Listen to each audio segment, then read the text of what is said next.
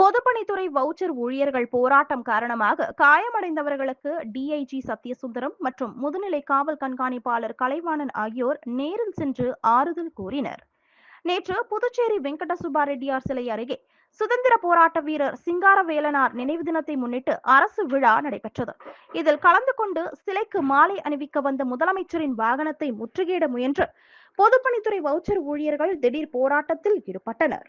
மேலும் முதலமைச்சர் வருவதற்கு முன்பாகவே சுமார் 1 மணி நேரத்திற்கும் மேலாக போராட்டக்காரர்களை அப்புறப்படுத்த காவல்துறை முயன்றது.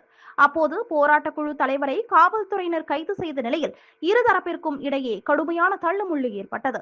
இந்த மோதலில் போராட்டக்காரர்கள் தாக்கியதில் காவல் அதிகாரிகள், காவல் உதவி ஆய்வாளர்கள், பெண் காவலர்கள் என பலருக்கு காயம் ஏற்பட்டது. காயமடைந்த அனைவரும் சிகிச்சைக்காக புதுச்சேரி அரசு பொது மருத்துவமனையில் அனுமதிக்கப்பட்டனர்.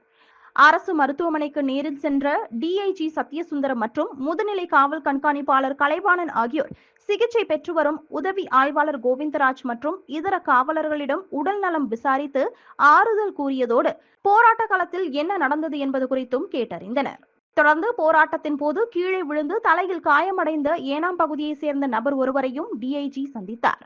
அந்த நபரின் சட்டை இரத்த கரையுடன் இருப்பதை கண்ட அவர் உடனடியாக புதிய சட்டை ஒன்றை வாங்கித்தர ஏற்பாடு செய்தார்.